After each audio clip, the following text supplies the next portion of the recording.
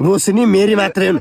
रोशनीले मलाई कति माया गर्छिन् त्यो त मलाई मात्रै थाहा छ क्या, बुझिस्? उजा मासले रोशनी सिर्फ मेरी मात्रै हुन्, मेरी मायालु हुन्। के भनेछन्?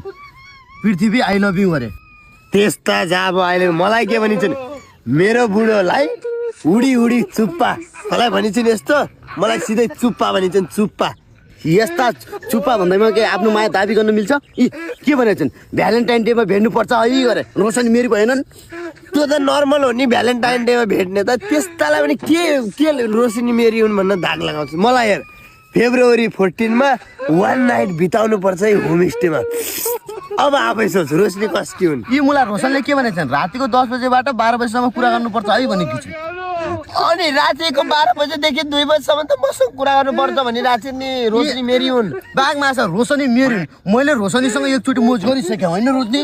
जा अब एकचोटि मोज गरेर तेरी रोशनी तेरी भइकिन मैले बारम्बार मोज गर्दै आएको छु। उनको हरेक अङ्गमा मैले सर्भिस दिइरहेको छु। अहिलेसम्म मोबिल कति खर्च गरिरहेको छु त्यो मलाई थाहा होला नि त। के रोशनी चुप्प लागेर बसिरहेछौ? आज पोल खोल्देऊ, सबको सामु भन्देऊ तिमी कस्की हौ भनेर। तिमी कसलाई बढी माया गर्छौ? तिम्रो आखिर को भन्देऊ त? अरे यार तिमी चुप्प लाग न, त्यसलाई त म टाइम पास मात्र गर्छु कि साँचो प्रेमी म तिमीसँग त बिहा गर्न चाहन्छु। यसलाई त अहिले यसो टाइम पास गर्नको लागि मात्र। तिमी चुप लाग्यो क्या? ए रोशनी तिमी के काले खुसी गरिरहेको छौ? भनिदेऊ नि त, आज सबको अगाडि भनिदेऊ। किन डराइरहेको छौ भन एकचोटि। अरे यार तिमी चुप्प लाग न, त्यो भनेको मेरो युज एन्ड थ्रोको लागि मात्रै हो। तिमी चुप्प लाग न, मैले त तिमीलाई माया गरिरहेको छु नि बेबी। त्यही त मोबिल राम्रो सर्भोको, अब बच्चा राम्रो गर्भको भने त छोड्दै नभन।